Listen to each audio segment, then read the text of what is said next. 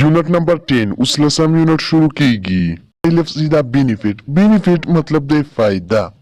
فار ایگزامپل what's the benefit in it په دې کې څه فائدہ ده لکه موږ تاسو په پښتو کې خبره کوو چې په دې کې څه فائدہ ده نو په انګلیش کې ویل کېږي who is the benefit in it. certain مطلب دی مطمئن کېدل یا باوري کېدل په یو خبره باندې چې هغه نه به تاسو باور ډېر زیات شي نو هغې ته ویل کېږي certain. For example I'm certain that I will pass the exam چې زه په دې ډېر یقیني یم چې زه په امتحان کې پاس کړم چې په دې باور لرم چې زه به امتحان چې دا هغه به پاس کړم. I am certain that I will pass the exam. چانس مطلب دی موقع یعنی یو چاته موقع ورکول. فار ایگزامپل I give you a chance but you wasted it چې ما د دې سنټنس مطلب دا چې ما ته موقع درکړه خو تا ضایع کړه. effect مطلب دی اثر کول. For example the medicine has a good effect on me چې دې مطلب دا چې دغه دوی دغه درمل په ما باندې ښه اثر وکړو. The medicine has a good effect on me. essential ډېر ضروري ده. essential نه ده د essential هم نه ده د essential د هرې کې داسې د شین اواز ورکوي هغه څه ته ویل کېږي کوم څه چې ډېر ضروري لکه فار ایگزامپل د دې بوک نوم دی the 4000 essential English words د انګلیش 4000 ضروري الفاظ په دې کتاب کې چې دا به تاسې زده کوئ. لکه فار ایگزامپل بل سنټنس ده learning new vocabulary is essential to learning English د دې مطلب دا چې نوې الفاظ او جملې زده کړې د انګلیش لپاره ډېر ضروري دي. learn new vocabulary is essential to learn English چې دا نوې الفاظ د نوې جملې چې د انګلیش د زده کولو لپاره ډېر ضروري ډېر اهم دي. فار مطلب دی کوم څه چې ډېر لرې وي کوم ځای نه چې بل ځای ته ډېر مزال یې هغې ته ویل کېږي فار چې ډېر لرې وي.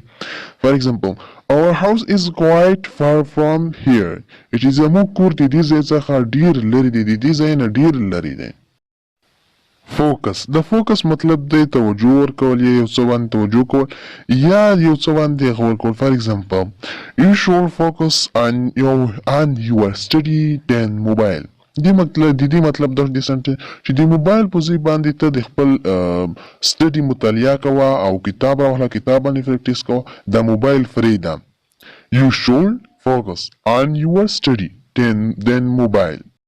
فنکشن مطلب دی یو څیز کار یا یو څیز کار یعنی فار ایگزامپل موبایل در سره ده په هغه کې څه فنکشن ده په موبایل کې دا فنکشن ده چې ویډیو کتل لایټ لګول او دغسې ډېر فنکشن کېږي چې هغه موبایل نه رینګ کول داسې ډېر فنکشن دي یا داسې لیټ دی لیټ کې څه فنکشن دی لیټ کې دا فنکشن دی چې هغه رڼا لګوي. فار ایگزامپل a smartphone has many function دې مطلب دا چې موبایل چې دا د ډېر مختلف کارونه کوي ډېر مختلف فنکشن لري. grass د grass ویل کېږي ګیا ته. فار ایگزامپل I need a sickle to cut the grass چې زما یو لور په کار دی چې د ګیا پې کټ کم. sickle ویل کېږي لور ته. I need a sickle to cut the grass.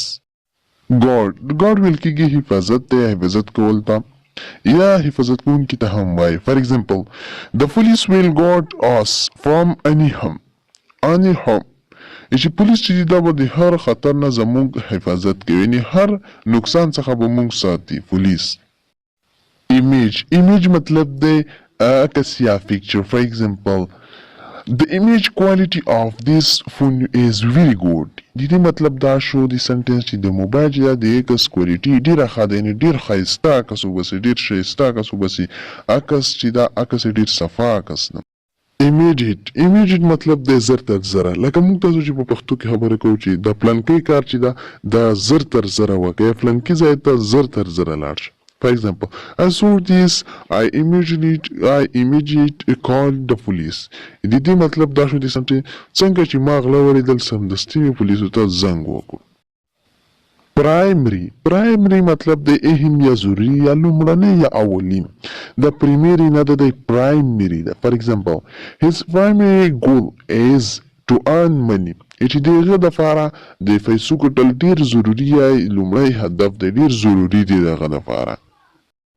فراود ویل کیږي فخر کول. تاسو په کنورسیشن ډیر ته لیکلی چې فراود اف یو یا به مو کتلی هم وي د فار ایگزامپل فراود اف یو د دې مطلب دا چې زه په تا باندې فخر کوم، په تا باندې ویاړم.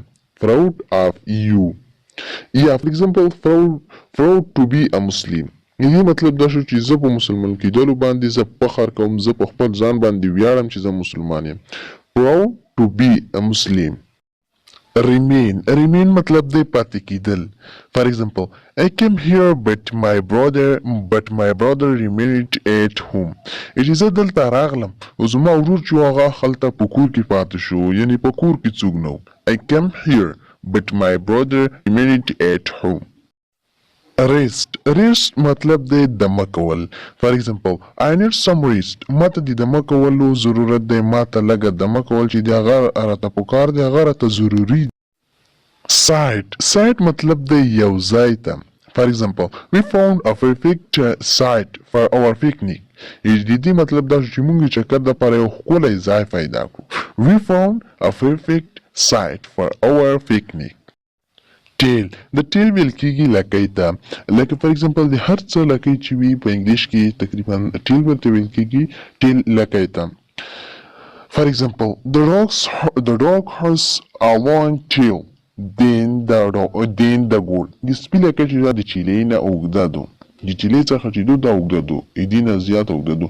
The dog has a long tail than the goat. trouble ویل کېږي مشکل ته یا تکلیف ته. For example, I am sorry, I give you much trouble. بخښنه غواړم، ما ته ډیر تکلیف درکو. I am sorry, I give you much trouble.